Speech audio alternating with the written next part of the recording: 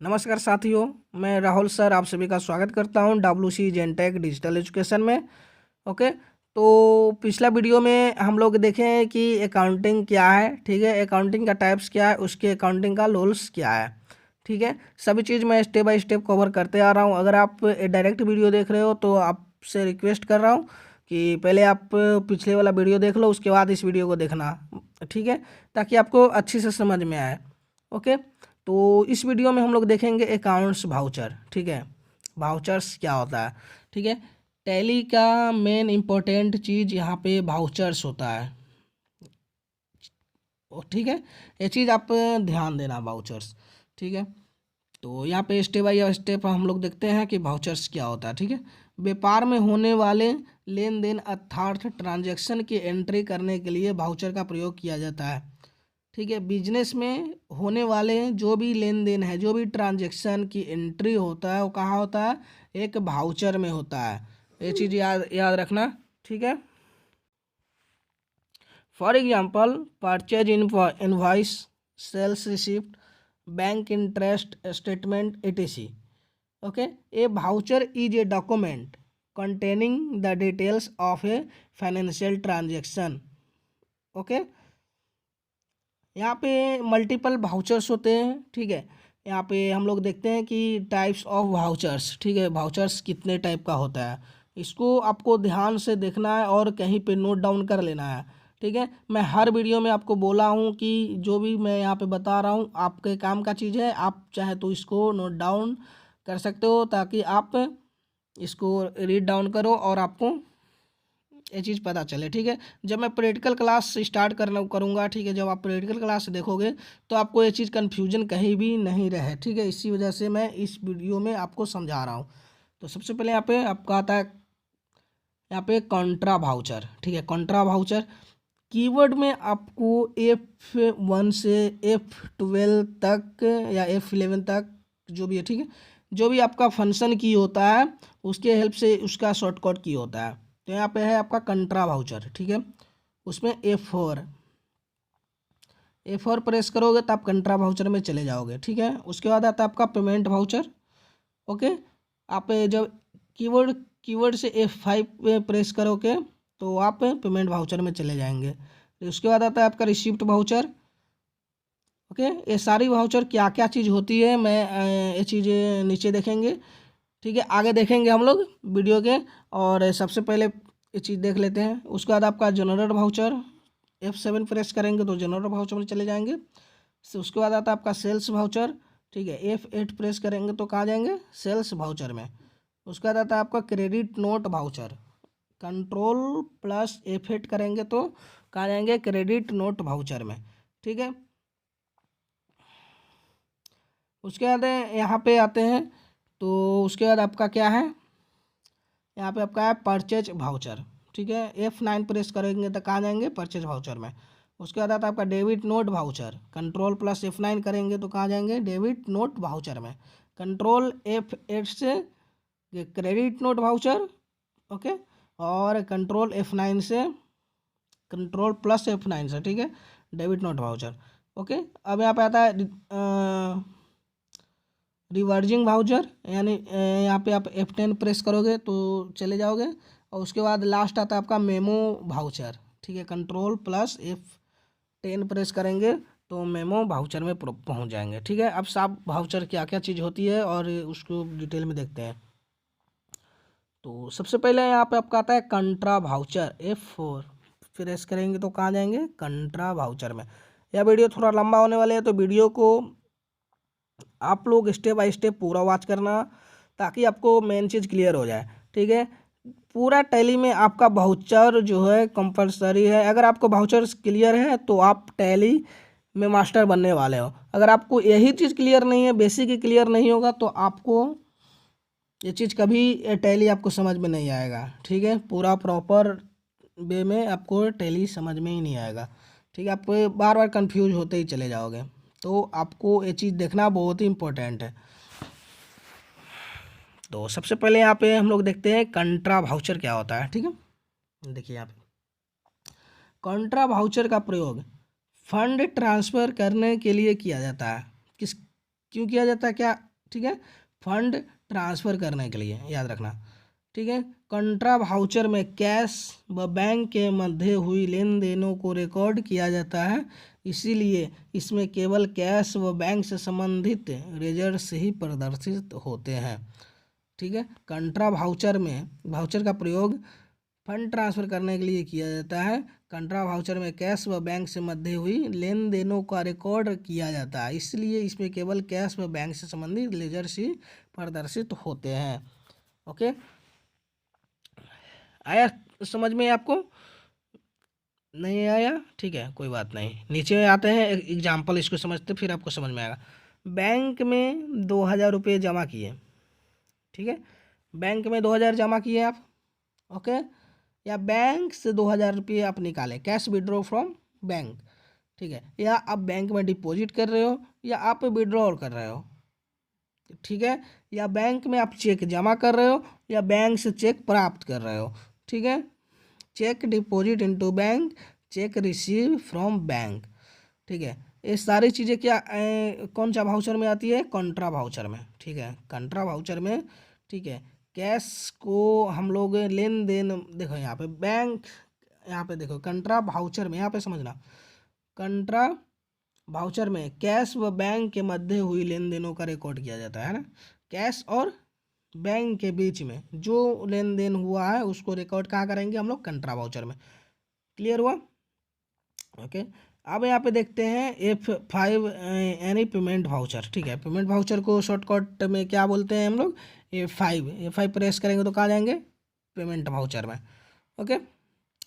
तो इस वाउचर का प्रयोग, यहाँ पे ध्यान देखना, इस वाउचर का प्रयोग भुगतान से संबंधित सभी प्रकार के लेन देन का रिकॉर्ड रखने के लिए किया जाता है, ठीक है, चाहे वह भुगतान कैश हो या बैंक के मध्य से किए गए हो, ठीक है। इस वाउचर का प्रयोग भुगतान से संबंधित सभी प्रकार के लेन देन का रिकॉर्ड रखने के लिए किया जाता है, चाहे वह भुगतान कैश हो या फिर बैंक के मध्य से किया गया हो। फॉर एग्जांपल, वेतन दिया यानी सैलरी पेड, अगर आप किसी को पैसे दे रहे हो, ठीक है, क्या दे रहे हो उसको, सैलरी दे रहे हो, पेड कर रहे हो, तो किस में जाएगा, पेमेंट वाउचर, यानी कि आप पेमेंट कर रहे हो। कॉन्सेप्ट समझिएगा यहाँ पे। मोहन को मजदूरी दी, मोहन को मजदूरी दी, क्यों दी, उसको पेमेंट दिया आपने। श्याम को भुगतान किया, कैश पेड टू श्याम, ठीक है। तो जो हम पेमेंट दे रहे हैं उसको हम पेमेंट वाउचर में एंट्री करने वाले हैं, इसको ध्यान देना, ठीक है। माल पर डिस्काउंट दिया, है ना, किराया दिया, जो आप रेंट पेड कर रहे हो, रेंट पेड करना भी क्या हो सकता है, किस में जाएगा, पेमेंट वाउचर में जाएगा, ठीक है।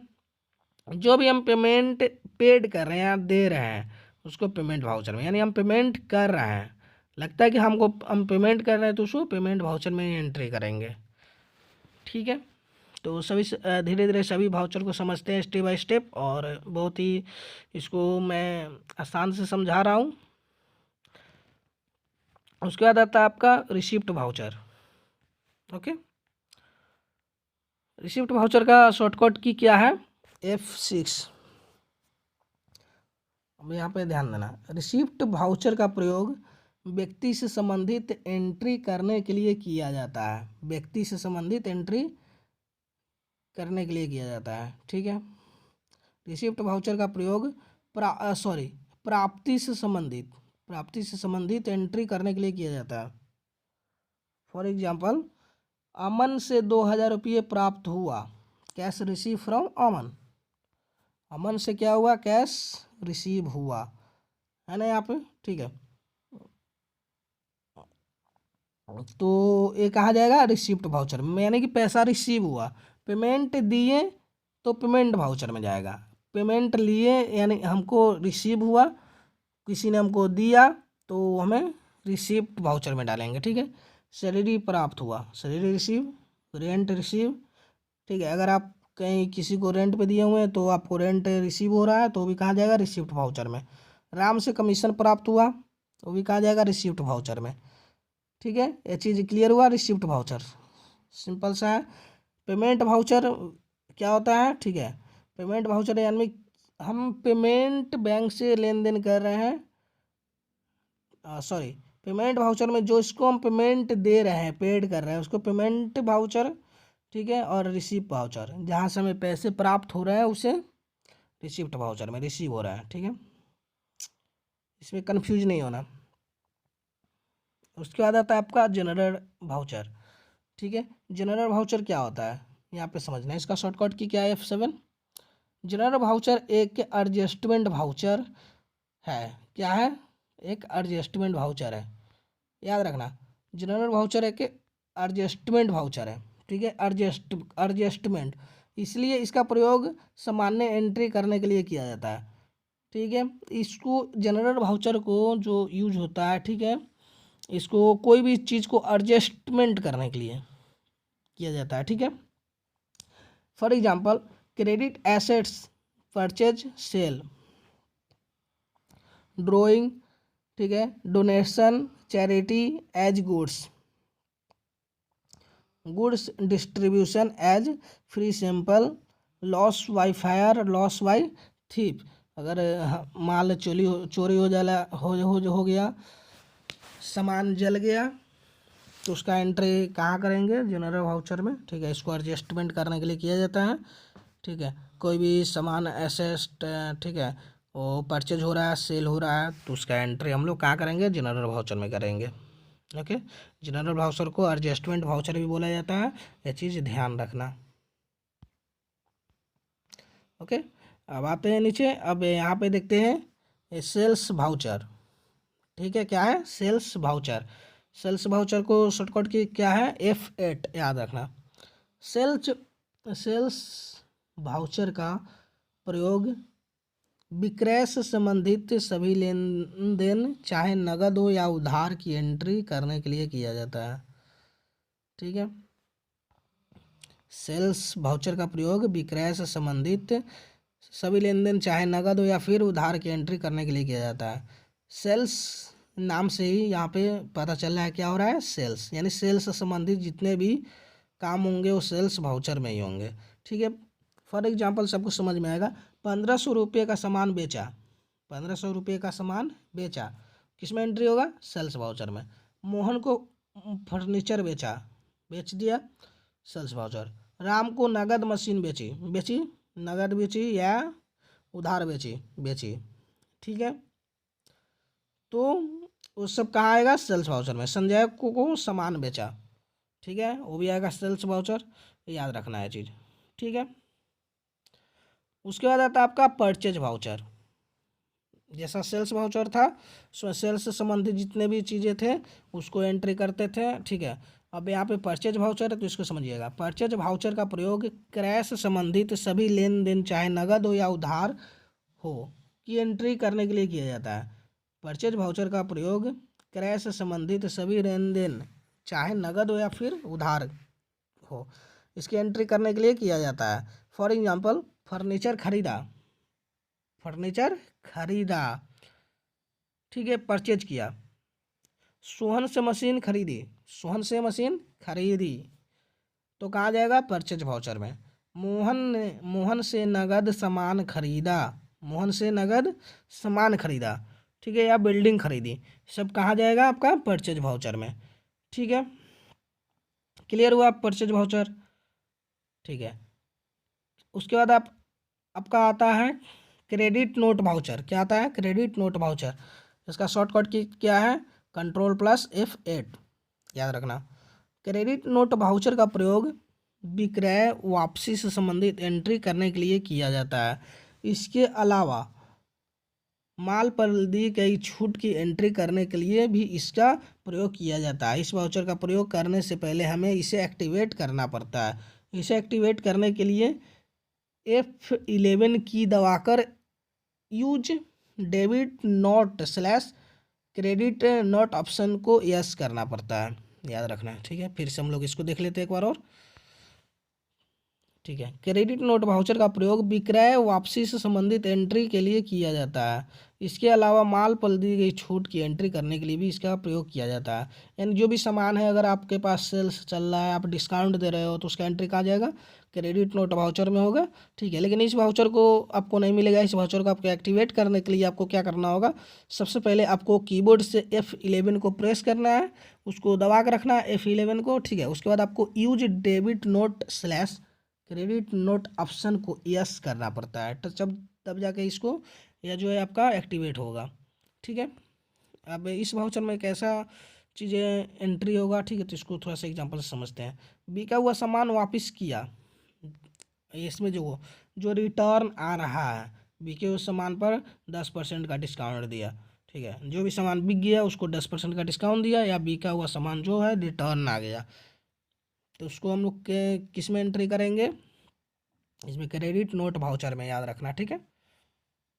उसके बाद हम लोग थोड़ा नीचे आते हैं। अब यहाँ पे आपका डेबिट नोट वाउचर क्या है? Debit note voucher. ठीक है। तो डेबिट नोट वाउचर में क्या होगा? यहाँ पे डेबिट नोट वाउचर का प्रयोग क्रय वापसी से संबंधित एंट्री करने के लिए किया जाता है। इसके अलावा माल पर प्राप्त छूट की एंट्री करने के लिए भी प्रयोग किया जाता है। ठीक है। डेबिट नोट वाउचर का प्रयोग क्रय वापसी से संबंधित एंट्री करने के लिए किया जाता है। इसके अलावा माल पर प्राप्त छूट की एंट्री करने के लिए भी इसका प्रयोग किया जाता है। इस वाउचर का भी प्रयोग करने से पहले इसे एक्टिवेट करना पड़ता है। इसे एक्टिवेट करने के लिए आपको फिर से इफ F11 को दबा कर रखना है। ठीक है। उसके बाद use debit note slash credit note option को यस करना पड़ता है। ठीक है। एग्जाम्पल, खरीदा हुआ सामान वापस लौटाया, खरीदे हुए सामान पर 10% का डिस्काउंट दिया। ठीक है। ये दोनों आपका डेबिट नोट वाउचर हो गया, एक क्रेडिट नोट वाउचर था। ठीक है। उसके बाद आपका यहाँ पे रिवर्जिंग वाउचर। ठीक है। इसको F10 से एक्टिवेट करेंगे। ठीक है। ओपन करेंगे। यहाँ एक विशेष प्रकार का वाउचर होता है जो एक निश्चित अवधि के बाद स्वतः ही जनरल वाउचर के समान हो जाता है। इस वाउचर का प्रयोग एंट्री को रिवर्स करने के लिए किया जाता है। रिवर्स। ठीक है। रिवर्स करने के लिए। क्लियर हुआ? यह एक विशेष प्रकार का वाउचर होता है जो एक निश्चित अवधि के बाद, मतलब एक समय के बाद, ठीक है, यह ऑटोमेटिक क्या करता है? टैली इसे जनरल वाउचर के समान इसको कर देता है। ठीक है। इसलिए इस वाउचर का प्रयोग एंट्री को रिवर्स करने के लिए किया जाता है। ओके। अब आता है आपका यहाँ पे लास्ट मेमो वाउचर। ठीक है। इसको कैसे ओपन करेंगे? Ctrl+F10। ठीक है। अब इसको समझिए। यहाँ एक यहाँ पे नॉन अकाउंटिंग वाउचर है। क्या है? नॉन अकाउंटिंग वाउचर है। कौन? Memo voucher. इसका प्रयोग याददाश्त